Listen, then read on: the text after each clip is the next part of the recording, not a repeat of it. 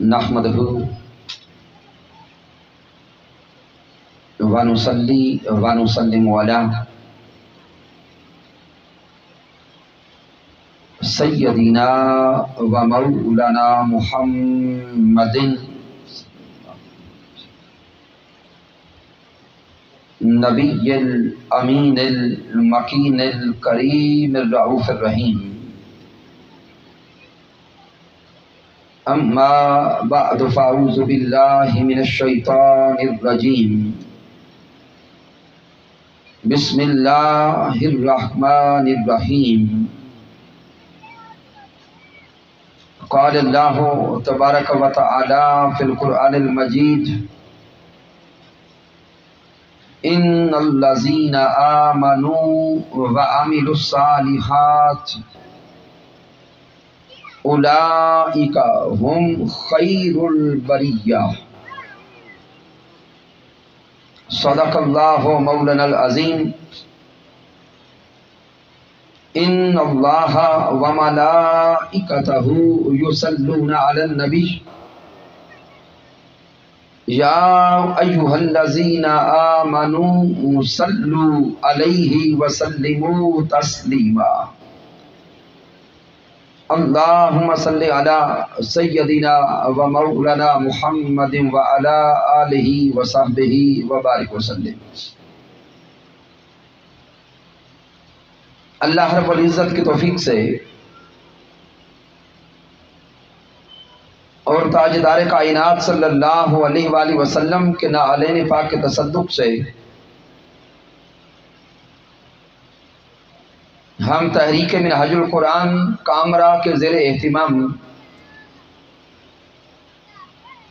ماہانہ درس عرفان القرآن کی اس بابرکت نشست میں حاضر ہیں. اس عظیم درس عرفان القرآن کے انعقاد پر مبارکباد پیش کرتا ہوں تحریک منہاج القرآن کے جملہ قائدین اور کارکنان کو، جملہ فورمز کے قائدین و کارکنان، منہاج القرآن علماء کونسل، منہاج القرآن یوتھ لیگ، مصطفی اسٹوڈنٹس موومنٹ اور بالخصوص منہاج القرآن ویمن لیگ کی مائیں، بہنیں اور بیٹیاں، جن کو اللہ رب العزت نے توفیق بخشی ہے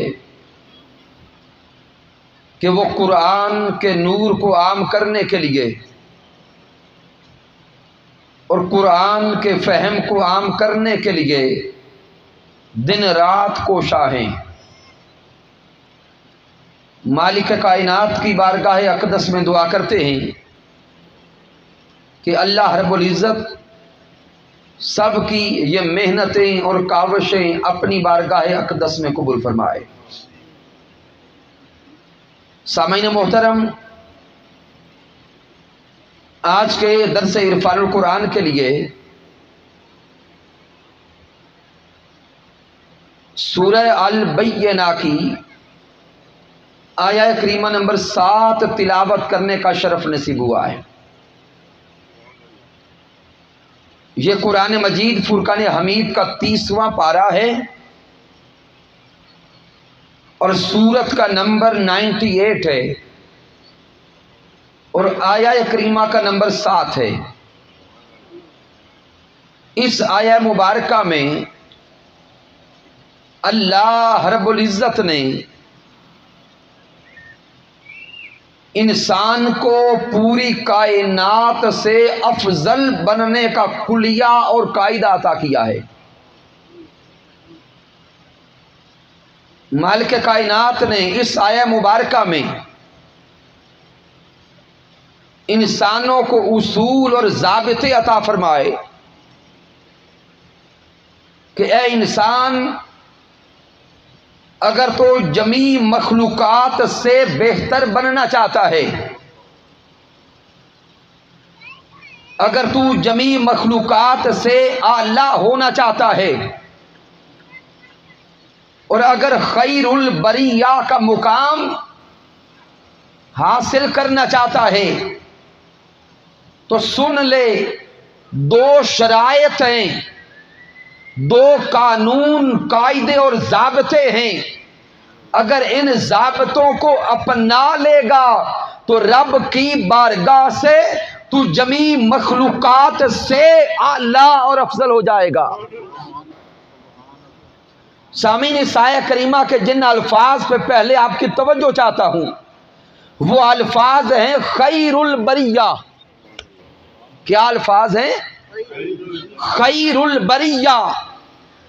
البریہ پہ غور کریں، رب کائنات یہ نہیں فرماتا کہ اے انسان تو سارے انسانوں میں بہتر ہو جائے گا، یہ نہیں فرماتا کہ تو حیوانات و جمادات سے بہتر ہو جائے گا، یہ نہیں فرماتا کہ تو دیگر مخلوقات سے اعلیٰ ہوگا۔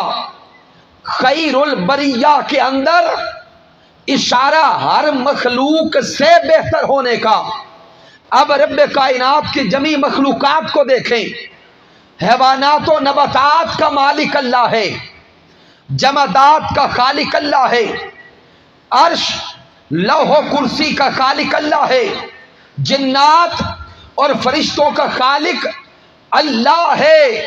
رب کائنات یہاں اشارہ دے رہا ہے، اے انسان اگر تو ان ضابطوں کو اپنا لے، ان قوانین پہ عمل کر لے تو الخیر البریہ کی صفات اور خیر البریہ کا ٹائٹل تجھے نصیب ہو جائے گا۔ گویا ان قوانین پہ عمل تو کرتا جا، فرشتوں سے بھی بہتر رب کائنات کرتا جائے گا۔ اب وہ قاعدہ کیا ہے، اصول اور ضابطہ کیا ہے؟ تو مالک کائنات فرماتا ہے ان الذین آمنوا وعملوا الصالحات۔ دو قاعدے رب کائنات نے دیے، وہ لوگ جو ایمان لائے اور عمل صالح کرتے رہے۔ گویا رب کائنات جس طرف اشارہ کر رہا ہے کہ اے انسان اگر تجھے ایمان کی دولت نصیب ہو جائے، اے انسان اگر تجھے ایمان کی حلاوت نصیب ہو جائے، اے انسان اگر تجھے ایمان کی چاشنی نصیب ہو جائے اور اس ایمان کے مطابق عمل صالح نصیب ہو جائے، اگر یہ دو خوبیاں، دو صفات اور دو قوانین اور ضابطے تجھے نصیب ہو جائیں تو سن لے، رب کائنات تجھے جمیع مخلوقات سے بہتر کر دے گا۔ تو اب سامعین محترم، ذہن میں سوال پیدا ہوگا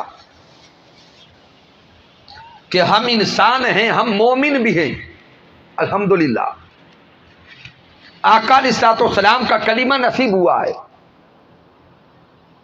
اور پھر اعمال بھی ایک حد تک کچھ نہ کچھ بجا لاتے ہیں، تو کیا ہم خیر البریہ کی صفات میں شامل ہو گئے؟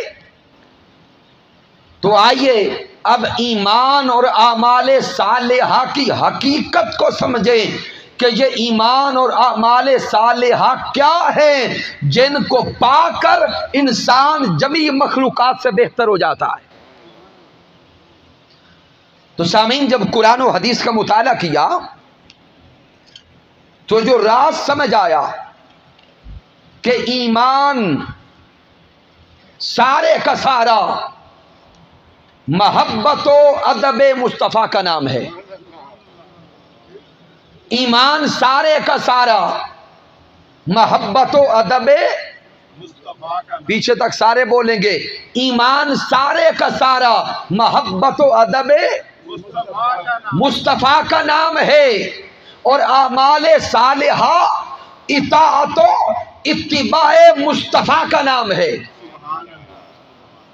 گویا دونوں اعتبار سے اب دیکھتے جائیں، ایمان بھی محبت و ادب مصطفیٰ کا نام، اعمال صالحہ بھی اطاعت و اتباع مصطفیٰ کا نام۔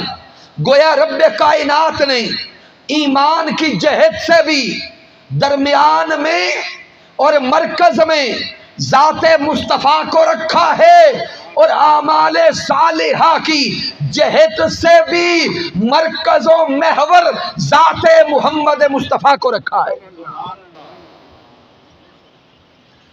اب اگر کوئی کہے کہ علامہ صاحب آپ نے ایمان کو محبت و ادب مصطفیٰ سے کیوں جوڑا ہے؟ ہمیں تو بس یہ سمجھایا گیا کہ ایمان کیا ہے، آمنت باللہ وملائکتہ وکتبہ ورسلہ، آگے کیا ہے، وبالیوم الآخر والقدر خیرہ وشرہ من اللہ تعالی والبعث بعد الموت۔ اگر کوئی کہے کہ ہمیں تو ایمان کے ارکان یہ بتائے گئے تو سن لیں، یہ تو ایمان کے ارکان ہیں، لیکن ایمان کی روح محبت و ادب مصطفیٰ ہے۔ اب کوئی کہے کیسے، تو قرآن مجید فرقان حمید کی چند آیات کریمہ آپ کے ذہنوں تک پہنچاتا ہوں۔ سورہ توبہ کی آیت کریمہ نمبر 24 کا مطالعہ کریں۔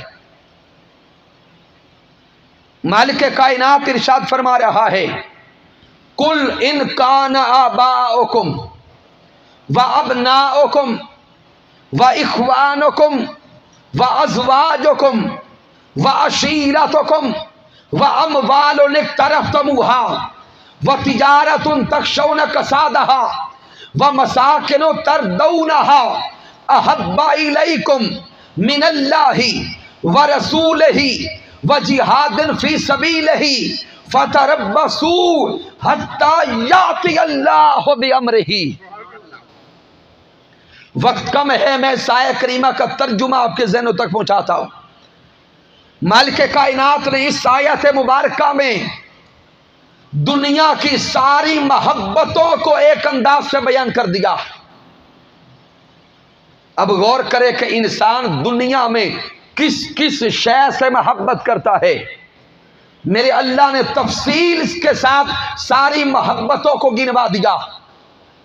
5 رشتے ہیں جن سے انسان محبت کرتا ہے، وہ 5 رشتے اللہ نے گنوا دیے۔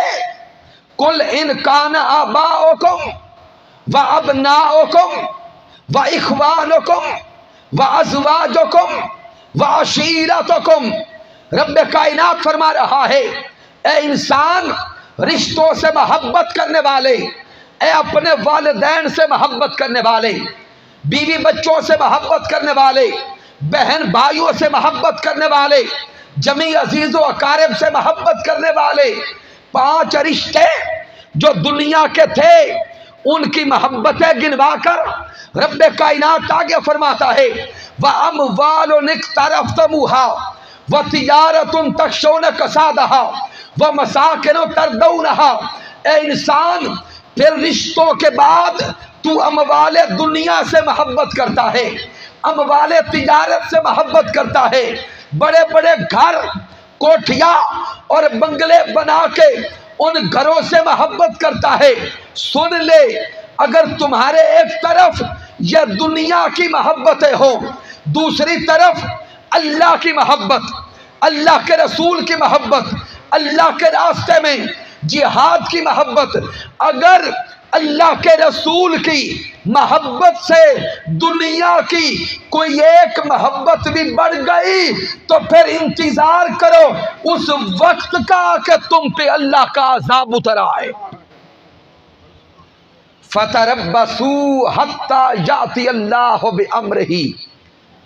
مالک کائنات فرما رہا ہے کہ اگر دنیا کی کسی جہت کی محبت اللہ رسول کی محبت سے تمہارے دل میں بڑھ گئی تو تم پہ اللہ کا عذاب اتر آئے گا۔ اللہ کا قرآن دے رہا ہوں۔ پھر سامعین، جب رب کائنات نے دین اسلام کی محبتوں کو گنوایا تو دین اسلام کی محبتوں کو 3 حصوں میں گنا۔ مالک کائنات فرماتے احب الیکم من اللہ، اللہ کی محبت، ورسولہ، اور اللہ کے رسول کی محبت، وجہاد فی سبیلہ، اور اللہ کے راستے میں جہاد کرنے کی محبت۔ اب اگر کوئی کہے کہ رب کائنات نے دین کی محبت کو تو 3 حصوں میں تقسیم کیا ہے، اللہ کی محبت، اللہ کے رسول کی محبت، اور اللہ کے راستے میں جہاد کرنے کی محبت، تو سن لیں مالک کائنات نے دین کی محبت کو تقسیم تو 3 جہات میں کر دیا، لیکن ان 3 جہات میں بھی مرکزی مقام پہ محبت محمد مصطفیٰ کو رکھا ہے۔ غور کریں، پہلے اللہ کی محبت اور بعد میں اللہ کے راستے میں جہاد کی محبت، درمیان میں کیا ہے؟ پیچھے تک سارے اونچا بولیں۔ پہلے اللہ نے اپنی محبت بیان کی اور آخر میں اپنے راستے میں جہاد کرنے کو بیان کیا۔ مرکزی مقام پر محبت محمد مصطفیٰ کو رکھا۔ راز یہ سمجھانا چاہا کہ اگر مجھ رب کی محبت کی طرف بھی آنا چاہتے ہو تو ذریعہ میرا مصطفیٰ ہے، اگر جہاد بھی پانا چاہتے ہو تو جہاد کا ذریعہ بھی میرا مصطفیٰ ہے۔ تو اللہ رب العزت نے سورہ توبہ کی آیہ کریمہ نمبر 24 میں ایمان کو محبت مصطفیٰ بنا دیا۔ پھر سورۃ الاحزاب کی آیہ کریمہ نمبر 6 کا مطالعہ کریں۔ مالک کائنات نے فرمایا النبی اولا بالمؤمنین من انفسہم۔ رب کائنات فرما رہا ہے کہ میرا محبوب صلی اللہ علیہ وسلم، حبیب مکرم محمد مصطفیٰ صلی اللہ علیہ وآلہ وسلم ایمان والوں کی جانوں سے بھی زیادہ قریب ہیں۔ سامعین، اس آیہ مبارکہ پہ پوری توجہ کریں گے۔ میرے اللہ نے فرمایا کہ میرا محبوب ایمان والوں کی، ادھر بیٹیاں بھی بولیں گی، ایمان والوں کی جانوں سے بھی زیادہ قریب ہے۔ گویا رب کائنات نے ایمان اور قرب مصطفیٰ کو بیان کر دیا،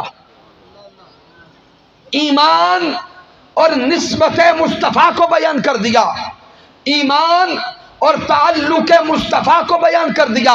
میرا رب فرماتا ہے النبی اولا بالمؤمنین، کہ سن لو، اگر یہ جانچنا چاہو کہ ایمان کہاں ہوگا، اگر یہ پرکھنا چاہو کہ ایمان کہاں ہوگا، اگر ایمان کا معیار اور ایمان کی کسوٹی بنانا چاہو تو سنتے جاؤ، جہاں پر میرا مصطفیٰ ہوگا وہیں پر ایمان کی دولت ہوگی۔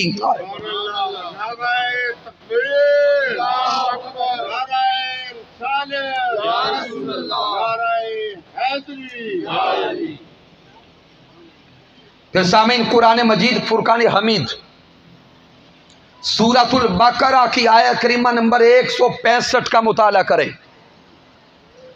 میرے اللہ نے ارشاد فرمایا والذین آمنوا اشد حبا للہ۔ مالک کائنات فرماتا ہے کہ ایمان والے وہ ہیں جو اپنے اللہ سے ٹوٹ ٹوٹ کر محبت کرتے ہیں۔ اللہ رب العزت نے یہاں بڑا خاص اور اہم نقطہ سمجھایا ہے۔ میرے اللہ نے فرمایا کہ ایمان والے وہ ہیں جو اپنے اللہ سے ٹوٹ ٹوٹ کر محبت کرتے ہیں۔ ایمان والے وہ ہیں جو اللہ سے شدید محبت کرتے ہیں۔ ایمان والے وہ ہیں جو اللہ سے کمال درجہ کی محبت کرتے ہیں۔ اب سامعین محترم، جب بھی کسی سے محبت کی جاتی ہے تو محبت کا ایک تقاضا ہے، محبت ہمیشہ محبوب کا قرب چاہتی ہے. محبت ہمیشہ اپنے محبوب کا قرب چاہتی ہے. محبت چاہتی ہے کہ میرے محبوب کا مجھے وصل مل جائے، محبوب کا قرب مل جائے، محبوب کی معرفت مل جائے. محبت کا درجہ کمال یہ ہے، محبت چاہتی ہے کہ ایک تو ہو، ایک میں ہوں، ایک تو ہو اور عالم ہو. محبت کا تقاضا یہ ہے کہ ایک میں ہوں، ایک تو ہو اور عالم ہو. اے حسن ازل سارے حجابات اٹھا دے. ہوں تیرے حجابات کی دہلیز پہ کب سے،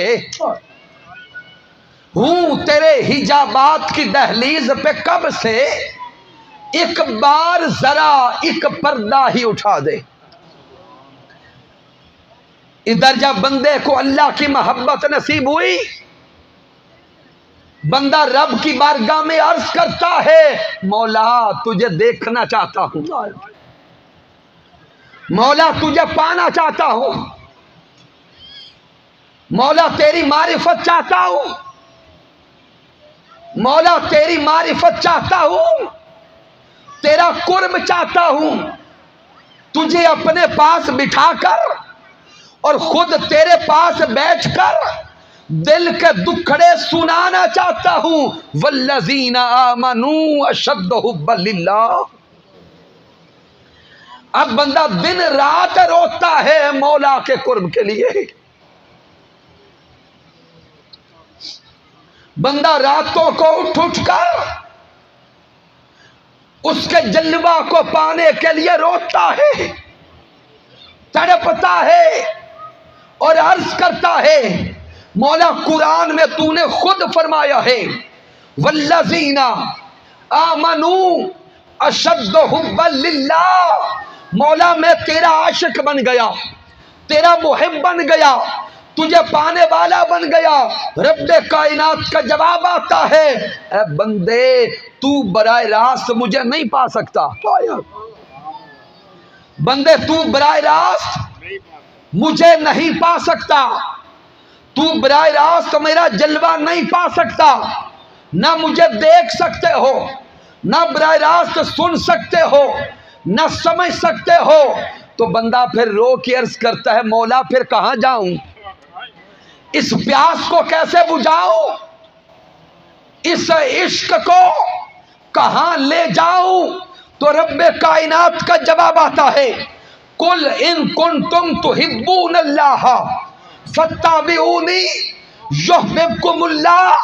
بندے اگر تو مجھ سے محبت کرتا ہے، چاہت رکھتا ہے، عشق کرتا ہے تو جا در مصطفیٰ پر اتباع میرے مصطفیٰ کی کر. اگر مصطفیٰ کا تو بن گیا تو میں خدا خود تجھ سے محبت کرنے لگ جاؤں گا. نعرہ تکبیر، نعرہ رسالت، نعرہ حیدری، عظمت شان مصطفیٰ. تو سامعین محترم اس آیہ مبارکہ پہ اب توجہ کریں. قل ان کنتم تحبون اللہ. مالک کائنات نے اس محبت کرنے والے کی محبت کو ایڈریس کیا ہے. اگر مجھ سے محبت کے دعوے دار بن گئے ہو، اگر حقیقتاً میرے عاشق بن گئے ہو تو جاؤ در مصطفیٰ پر میرے محبوب کی اطاعت کرو، محبوب کی اتباع کرو، محبوب کے ہو جاؤ، محبوب کے دیوانے بنو، محبوب کے پروانے بنو. اگر تم تاجدار کائنات محمد مصطفیٰ کے دیوانے بن گئے میں رب تم سے محبت کرنے لگ جاؤں گا. سامعین نقطہ کمال کیا ہے؟ اسی آیہ کریمہ کا آغاز دیکھیں. آغاز میں محب بندہ تھا اور محبوب اللہ تھا. کل ان کنتم تحبون اللہ، ان الفاظ میں محبت کرنے والا بندہ ہے اور محبوب اللہ ہے، منتظر بندہ ہے، منتظر مولا ہے، درمیان میں فتبعونی کا فیض ملتا گیا، اب حال بدل گیا، محب مولا بن گیا، محبوب اس کا بندہ بن گیا۔ تو سامعین راز یہ سمجھا رہا ہوں، ان الذین آمنوا وعملوا الصالحات، ایمان سارے کا سارا محبت و ادب مصطفیٰ کا نام ہے۔ تو یہ چند آیات مبارکہ میں نے محبت مصطفیٰ صلی اللہ علیہ وآلہ وسلم کا نقطہ سمجھانے کے لیے عرض کی ہے۔ پھر آقا علیہ الصلوۃ والسلام کا ادب قرآن مجید فرقان حمید کے کئی مقامات پہ اللہ نے محبوب کا ادب بیان کیا ہے۔ سورۃ الحجرات کی پہلی 5 آیات مبارکہ مالک کائنات ایمان والوں سے خطاب کرتا ہے، یا ایھا الذین آمنوا لا تقدموا بین یدی اللہ والرسول۔ اللہ فرماتا ایمان والو اللہ سے آگے نہ بڑھنا۔ بھئی پیچھے تک احباب کو سمجھ آ رہی ہے؟ میرا اللہ فرماتا ہے کہ ایمان والو اللہ سے آگے نہ بڑھنا، یا ایھا الذین آمنوا لا تقدموا بین یدی اللہ۔ اب بندہ رب کی بارگاہ میں عرض کرتا ہے، مولا انسان تجھ سے آگے کوئی کیسے بڑھ سکتا ہے؟ تو خالق ہے، تو مالک ہے، تو رازق ہے، اور تو ہمیں نظر بھی نہیں آتا۔ کسی سے کوئی آگے تو تب بڑھ سکے جب وہ اس کو دیکھ سکے، وہ اس کو نظر آئے۔ تو مولا جب تو نظر نہیں آتا تو پھر کوئی انسان تجھ سے آگے بڑھنے کی جسارت کیسے کر سکتا ہے؟ رب کائنات فرماتا ہے، بین یدی اللہ والرسول، بندو میں تو نظر نہیں آتا لیکن میں نے اپنا سوہنا محبوب تم میں بھیجا ہے اور پیکر بشری میں بھیجا ہے، انسان بنا کے بھیجا ہے۔ خبردار تم کسی بھی جہت میں، کسی بھی معاملے میں میرے سوہنے مصطفیٰ سے آگے نہ بڑھنا، کیونکہ مصطفیٰ سے آگے بڑھنا ہی مجھ خدا سے آگے بڑھنا ہے۔ پھر اس سے آگے جائیں، اگلی آیت کریمہ پہ غور کریں۔ رب کائنات فرماتا ہے، یا ایھا الذین آمنوا لا ترفعوا اصواتکم فوق صوت النبی، اے ایمان والو جب میرے محبوب کی بارگاہ اقدس میں جاؤ تو وہاں پہ پہنچ کے اپنی آوازوں کو میرے مصطفیٰ کی آوازوں سے نیچے رکھنا، اپنی آوازوں کو تاجدار کائنات کی آواز سے نیچے رکھنا، اپنی آوازوں کو پست رکھنا۔ سامعین اس کے اندر جو رب کائنات حقیقی طور پہ نقطہ سمجھا رہا ہے، ایمان والو اگر تمہیں محبوب کی بارگاہ مل جائے تو میرے حبیب کی بارگاہ میں جا کر چپ کر کے بیٹھ جانا، جب تک میرا مصطفیٰ کلام نہ کرے تم اپنی زبانوں کو بند رکھنا، تب تک پہلے کلام نہ کرنا۔ پھر اگلی آیات کریمہ کا مطالعہ کریں، پھر قرآن مجید فرقان حمید کے کئی مقامات ہیں جہاں رب کائنات نے ادب مصطفیٰ بیان کیا۔ اب وقت نہیں کہ میں دیگر آیات کریمہ کو آپ کے سامنے رکھوں، لیکن ایک خاص راز اور نقطہ سمجھانا چاہتا ہوں۔ سامعین محترم، دنیا کا ایک اصول اور قاعدہ ہے کہ ہمیشہ چھوٹا بڑے کی بارگاہ کا ادب سکھاتا ہے۔ دنیا کا اصول اور قاعدہ یہ ہے کہ ہمیشہ چھوٹا بڑے کی بارگاہ کا ادب سکھاتا ہے. مثلا اگر کسی پیر کی بارگاہ میں جانا ہو، کسی شیخ سے ملاقات کرنے جانا ہو، تو اس پیر صاحب کی ملاقات سے پہلے باہر دروازے پر مرید کھڑا ہوتا ہے. کون؟ مرید کھڑا ہوتا ہے. وہ مرید بتاتا ہے کہ میرے پیر کی بارگاہ کا ادب یہ ہے. یہی طریقہ ہے. اگر کسی بڑے استاد سے ملنے جانا ہو، کسی بڑے لیکچرر اور پروفیسر سے ملاقات کرنی ہو، تو باہر اس استاد کا شاگرد کھڑا ہوتا ہے. وہ شاگرد بتاتا ہے کہ میرے استاد کی بارگاہ کا ادب یہ ہے. اگر کسی کے باپ سے ملنے جانا ہو تو بیٹا بتاتا ہے کہ میرے باپ کی بارگاہ کا ادب یہ ہے.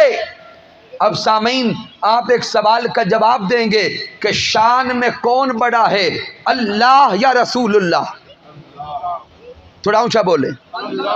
شان میں اللہ بڑا، مقام میں اللہ بڑا، لیکن ادھر مقام مصطفیٰ دیکھیں. دنیا کا اصول اور قاعدہ یہ ہے، ہمیشہ پیر کی بارگاہ کا ادب مرید سکھاتا ہے، ہمیشہ استاد کی بارگاہ کا ادب شاگرد سکھاتا ہے، ہمیشہ والد کی بارگاہ کا ادب بیٹا سکھاتا ہے. ارے صدقے جائیں شان مصطفیٰ پر، صدقے جائیں مقام مصطفیٰ پر. وہ رب کائنات شان میں اعلیٰ بھی ہے، مقام میں اعلیٰ بھی ہے، عظمت میں بڑا بھی ہے، لیکن وہ رب خود بڑا ہو کر، اعلیٰ ہو کر، عرفہ ہو کر قرآن مجید میں سونے مصطفیٰ کی بارگاہ کا ادب سکھا رہا ہے. نعرہ تکبیر، نعرہ رسالت، نعرہ حیدری، شان مصطفیٰ. ذہن میں سوال پیدا ہوتا ہے کہ مالک کائنات یہ اصول تو نہ تھا کہ تو رب ہو کر پیارے محبوب کی بارگاہ کا ادب سکھاتا. مالک کائنات یہ کوئی قاعدہ تو نہ تھا کہ تو خالق ہو کر بارگاہ مصطفیٰ کا ادب سکھاتا. مولا تجھے ادب کیوں سکھاتا ہے؟ اے محبوب یہ ادب تو ہمیں کیوں سکھاتا ہے؟ تو رب کائنات کا جواب آتا ہے، ارے تمہیں بارگاہ حبیب کا ادب اس لیے سکھاتا ہوں کہ میں نے اسی محبوب کو ہی تو ایمان کی روح اور ایمان کی جان بنا کے بھیجا ہے. اس لیے ادب سکھا رہا ہوں کہ محبوب کی بارگاہ کا ادب کرتے رہو، تمہارا ایمان بچا رہے. تو سامعین، ان الذین آمنوا وعملوا الصالحات، ایمان سمجھ آیا کہ ایمان سارے کا سارا محبت و ادب مصطفیٰ صلی اللہ علیہ وآلہ وسلم کا نام ہے. اب وعملوا الصالحات، عمل صالح کیا ہے؟ سامعین، جب ہم سے کوئی عرف عام میں سوال کرتا ہے کہ اعمال صالحہ کیا ہیں، تو ہم فوراً جواب دیتے کہ نماز عمل صالح ہے، روزہ عمل صالح ہے، زکوٰۃ دینا عمل صالح ہے، حج کرنا. تو سامعین محترم غور کریں، ہم سے کوئی اگر سوال کرے کہ اعمال صالحہ کیا ہیں، تو ہماری توجہ نماز، روزہ، حج و زکوٰۃ کی طرف جاتی ہے. لیکن اگر قرآن و حدیث سے پوچھیں تو قرآن و حدیث کی توجہ اطاعت و اتباع مصطفیٰ کی طرف جاتی ہے. چونکہ کوئی عمل اس وقت تک صالح بن نہیں سکتا جب تک اس عمل کو ذات مصطفیٰ سے نسبت نہ مل جائے۔ سامعین، چلے اسی نقطہ کو سمجھتے ہوئے آج نیکی اور بدی کی تعریف سمجھتے جائیں۔ ثواب، نیکی اور گناہ کی تعریف سمجھتے جائیں۔ ہر وہ عمل جس کو محمد مصطفیٰ نے پسند کر لیا وہ نیکی ہو گیا۔ آئے ہائے، ہر وہ عمل جس عمل کو تاجدار کائنات نے پسند کر لیا وہ نیکی بن گیا، اور ہر وہ عمل جس کو تاجدار کائنات نے ناپسند کر دیا وہ گناہ ہو گیا۔ بس سادہ سی تعریف ہے نیکی اور گناہ کی۔ وَعَامِلُ الصَّالِحَاتِ، عمل صالح اطاعت و اتباع مصطفیٰ کا نام۔ اسی لیے مالک کائنات نے فرمایا لَقَدْ كَانَ لَكُمْ فی رسول اللہ اسوۃ حسنہ۔ رب کائنات فرماتا ہے کہ اگر عمل صالح کرنا چاہتے ہو اور اعمال صالحہ اپنانا چاہتے ہو تو پھر سن لو، قیامت تک کے آنے والے انسانوں تمہارے لیے اسوہ مصطفیٰ میں اللہ نے کامل نمونہ بنا دیا ہے۔ اگر نیک بننا چاہتے ہو تو سیرت مصطفیٰ کو اپناؤ، اگر اچھے باپ بننا چاہتے ہو تو سیرت مصطفیٰ کو اپناؤ، اگر اچھے تاجر بننا چاہتے ہو تو سیرت مصطفیٰ کو اپناؤ، اگر اچھے استاذ بننا چاہتے ہو تو سیرت مصطفیٰ کو اپناؤ۔ گویا تمہارا تعلق زندگی کے کسی شعبہ سے ہو، اگر کامیاب ہونا چاہتے ہو، اچھے بننا چاہتے ہو، اسوہ مصطفیٰ کو اپناتے جاؤ، تمہیں نیکی بھی ملتی جائے گی، تمہیں اجر بھی نصیب ہوتا جائے گا۔ اب سامعین، اس نقطہ پر بھی درجنوں دلائل ہیں، لیکن میں وقت بچاتا ہوں۔ آقا علیہ الصلوۃ والسلام کی سیرت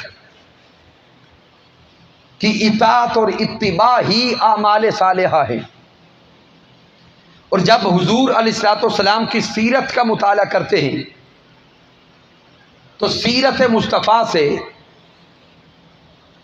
دو طرح کے حقوق ہمارے سامنے آتے ہیں، ایک ہیں حقوق اللہ اور دوسرے ہیں حقوق العباد۔ غور کریں گے، میں بات کو آخری نقطے کی طرف لے کے جا رہا ہوں۔ آقا علیہ الصلوۃ والسلام کی سیرت کو دیکھتے ہیں تو دو طرح کے حقوق سامنے آتے ہیں، حقوق اللہ اور حقوق العباد، اللہ کے حقوق اور اللہ کے بندوں کے حقوق۔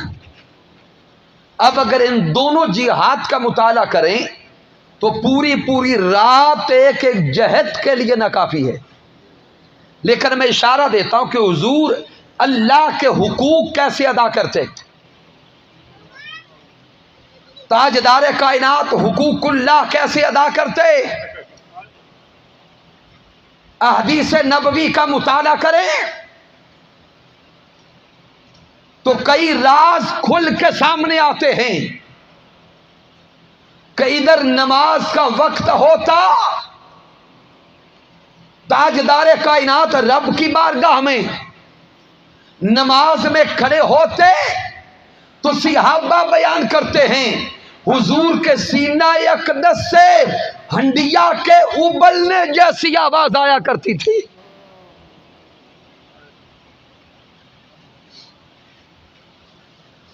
تاجدار کائنات اللہ کی بارگاہ میں نماز میں کھڑے ہوتے ہیں، حقوق اللہ ادا کر رہے ہوتے، صحابہ بیان کرتے ہیں کہ جب بھی ہم حضور کے قریب ہوتے حضور کے سینہ اقدس سے یوں آواز آتی جیسے ہنڈیا کے ابلنے کی آواز ہوتی ہے. یہ تاجدار کائنات کا عشق الہی تھا. یہ آقا علیہ الصلوۃ والسلام کی خشیت الہی تھی کہ اللہ کے عشق میں اور اللہ کے خوف میں اتنے مست ہوتے اور اتنے فنا ہوتے کہ حضور کی آنکھیں بھی برستی تھیں، دل بھی روتا تھا.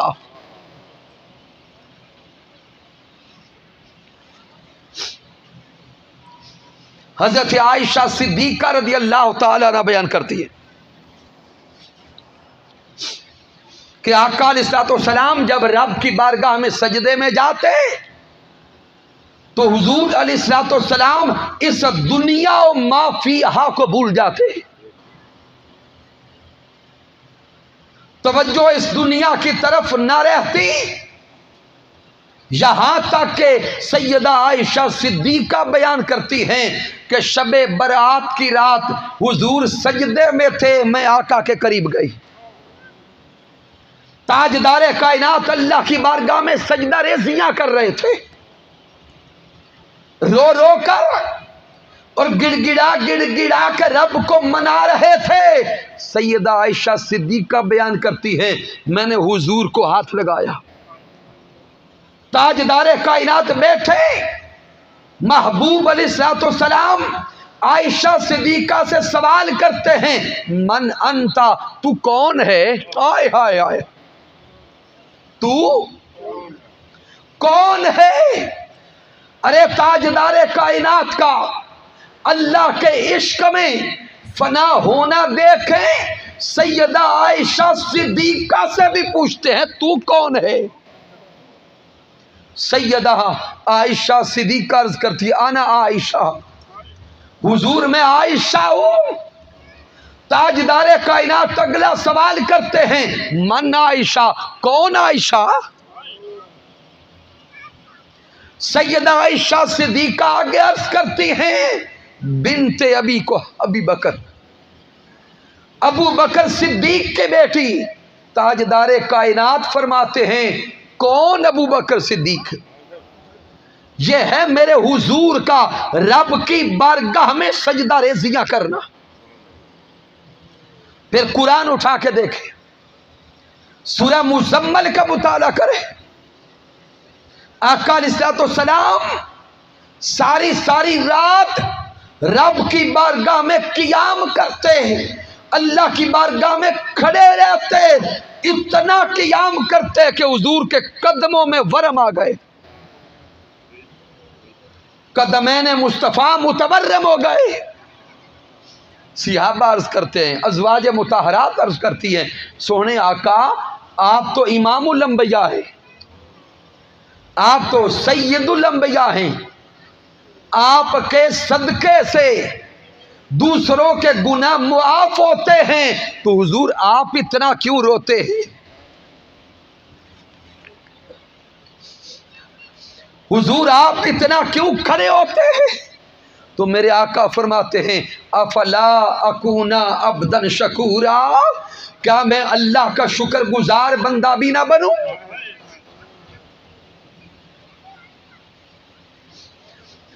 کیا میں اللہ کا شکر گزار بندہ بھی نہ بنوں؟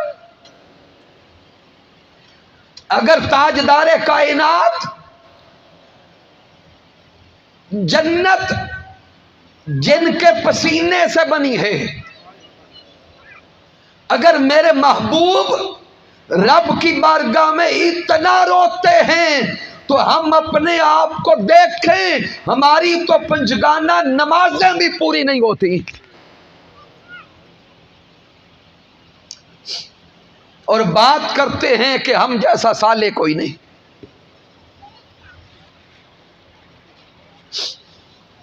تو یہ آقا علیہ الصلوۃ والسلام کے حقوق اللہ ادا کرنے کی جہت ہے.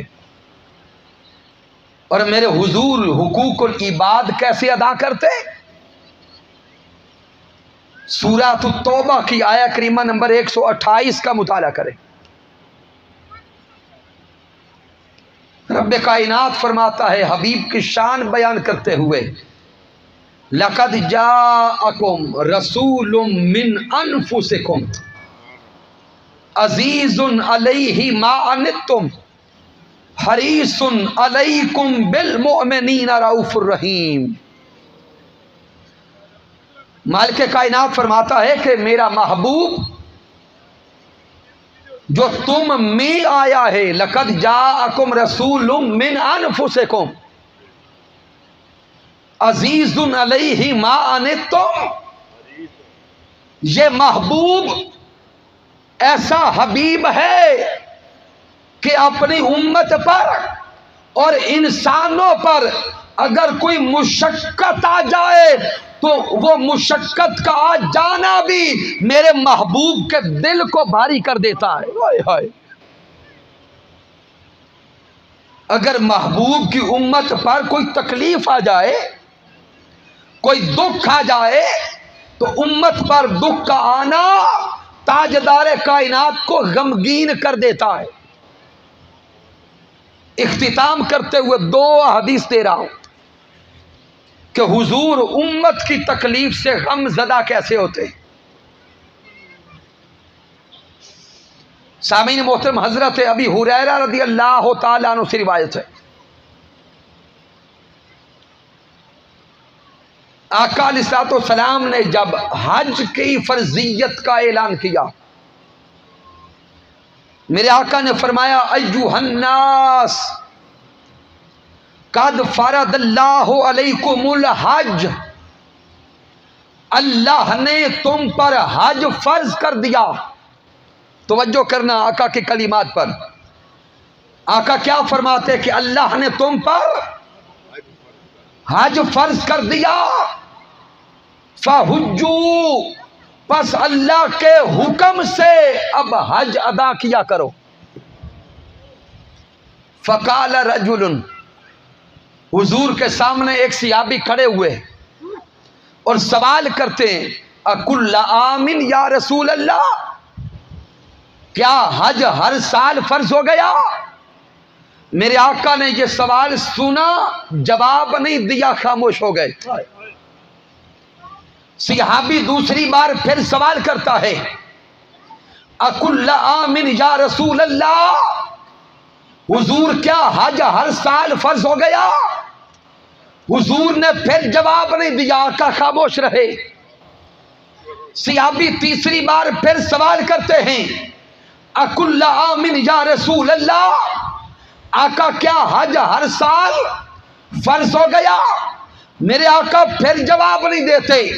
جب کچھ لمحات بیت گئے تو میرے آقا صحابہ سے خطاب کرتے ہیں، اے میرے صحابہ، اے میرے دیوانوں، جب میں کوئی شے بیان کروں خاموشی سے سن لیا کرو، اس پہ زیادہ سوال و جواب نہ کیا کرو۔ میں نے حج کے فرض ہونے کو بیان کیا، آپ نے سوال کیا کیا حج ہر سال فرض ہو گیا؟ ہر سال فرض ہو گیا، ہر سال فرض ہو گیا۔ اگر میں کہہ دیتا لو قلت نعم لوجبت، اگر میں کہہ دیتا کہ ہر سال فرض ہے تو تمہارے لیے حج ہر سال ہی فرض ہو جاتا۔ اگر میں ہاں کہہ دیتا تو حج ہر سال فرض ہو جاتا، لیکن تمہارے لیے ادا کرنا مشکل ہو جاتا، تم تکلیف میں پڑ جاتے، مشکل میں پڑ جاتے۔ تو سامعین صدقے جائیں نا حضور کے کرم پر، حضور کی رحمت پر، آقا علیہ الصلوۃ والسلام نے اپنی امت کا کتنا خیال رکھا ہے۔ پھر دوسری حدیث پہ غور کریں، میرے آقا فرماتے ہیں کہ تم وضو کرتے ہو، وضو کے اندر مسواک کرنا کیا ہے؟ سنت، اونچا بولے، سنت ہے۔ اب آقا علیہ الصلوۃ والسلام کے کلمات پہ توجہ کرنا، میرے آقا فرماتے ہیں لولا ان اشق علی امتی، اگر مجھے اپنی امت پر مشکل اور تکلیف کا خدشہ نہ ہوتا، لولا ان اشک علی امتی، اگر مجھے اپنی امت پر تکلیف کا ڈر نہ ہوتا تو میں ہر وضو کے ساتھ مسواک کرنے کو بھی فرض کر دیتا۔ اب سامعین توجہ کریں کہ مسواک کرنا کتنی بڑی تکلیف ہے، کیا اس سے بندہ مر جاتا ہے؟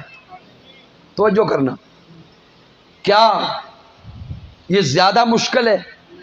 نہیں، اتنا ہی مشکل ہے کہ ہمیں وہ مسواک سنبھالنا پڑتا۔ تو آقا فرماتے ہیں کہ مجھے اپنی امت پر اتنی مشکل بھی برداشت نہیں ہے، ہائے ہائے، مجھے اپنی امت کا اتنی مشکل میں ڈالنا بھی پسند نہیں ہے۔ پھر سامعین آخری حدیث پاک دے رہا ہوں، متفق علیہ حدیث مبارکہ ہے، حضرت انس بن مالک رضی اللہ تعالیٰ عنہ راوی ہے، اور یہ اس دور کی بات ہے جب آقا علیہ الصلوۃ والسلام کے پیچھے نمازیں پڑھنے کے لیے خواتین بھی مسجد میں آیا کرتی تھیں۔ آقا علیہ الصلوۃ والسلام فرماتے ہیں کہ میں نماز شروع کرتا، جماعت شروع کرتا، میرا دل کرتا کہ میں تلاوت قرآن کرتا جاؤں، میرا دل کرتا کہ نماز کو لمبا کر دوں، میرا دل کرتا کہ رب کی بارگاہ میں کھڑا رہوں۔ آقا فرماتے ہیں اچانک نماز میں کسی بچے کے رونے کی آواز آتی، ہائے ہائے، اچانک نماز میں کسی بچے کے رونے کی آواز آتی۔ آقا فرماتے ہیں بچے کے رونے کی آواز سن کر میں اپنی نماز کو اور جماعت کو مختصر کر دیتا کہ بچہ رو رہا ہے، بچے کے رونے سے اس بچے کی ماں کو تکلیف پہنچ رہی ہوگی، ہائے ہائے،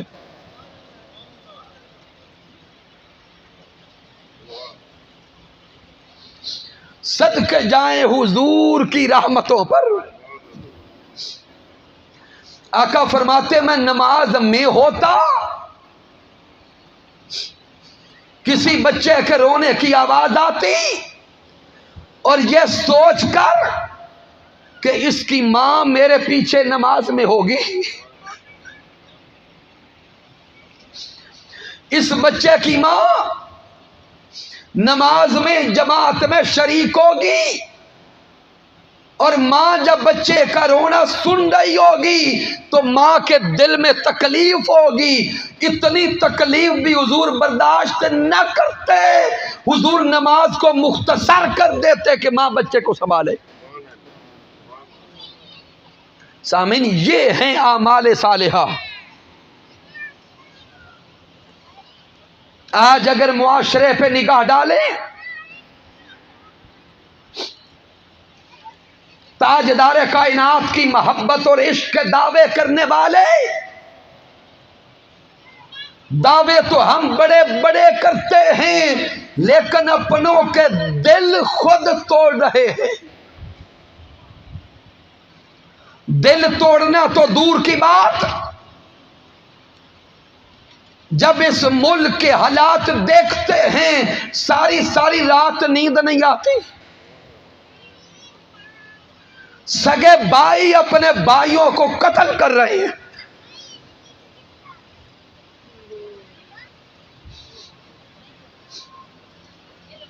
رشتہ دار ایک دوسرے کے دشمن نظر آتے ہیں، قتل و غارت کا بازار گرم نظر آتا ہے۔ سامعین محترم کہاں گئے ہمارے دعوی عشق مصطفیٰ؟ اگر تاجدار کائنات کی سیرت کی جھلک ہماری زندگی میں نظر نہیں آتی تو یہ دعوے صرف کھوکھلے رہ جائیں گے، ان میں سچائی نظر نہیں آئے گی۔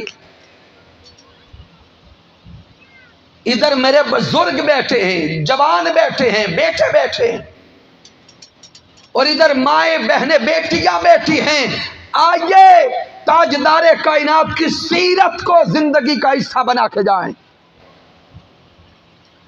دوسروں کو معاف کرنا سیکھیں، خدا را دوسروں کو معاف کرنا سیکھیں، چونکہ معاف کر دینا ہی سب سے بڑا انتقام ہوتا ہے۔ آج کا درس عرفان القرآن ایمان اور سیرت مصطفیٰ صلی اللہ علیہ وآلہ وسلم سے جڑا ہے۔ آئیے اپنی زندگیوں کو تاجدار کائنات صلی اللہ علیہ وآلہ وسلم کی سیرت میں رنگنے کی کوشش کریں۔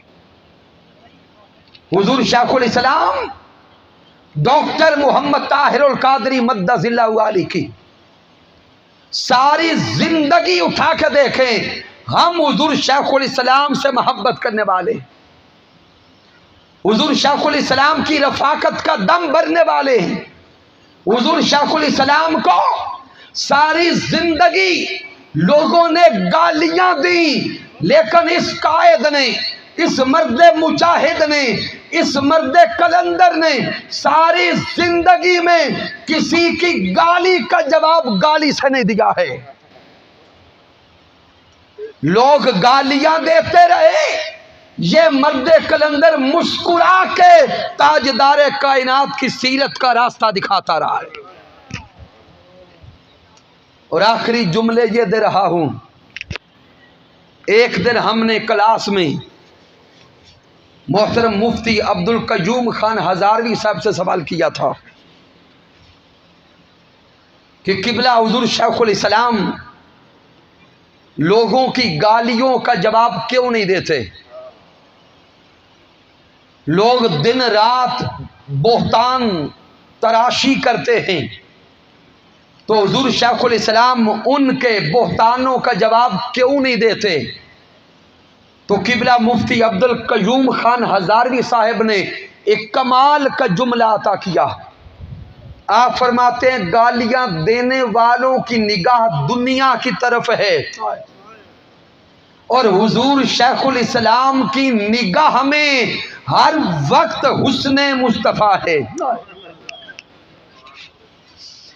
آپ کی نگاہ میں ہر وقت جلوہ مصطفیٰ ہے، آپ کی نگاہ میں ہر وقت جمال مصطفیٰ ہے۔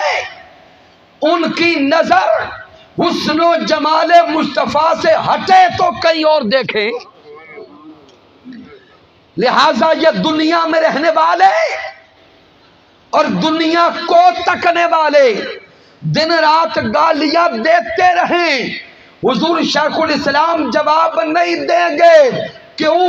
وہ سنتے بھی تاجدار کائنات کو ہیں، وہ دیکھتے بھی محمد مصطفیٰ کو ہیں۔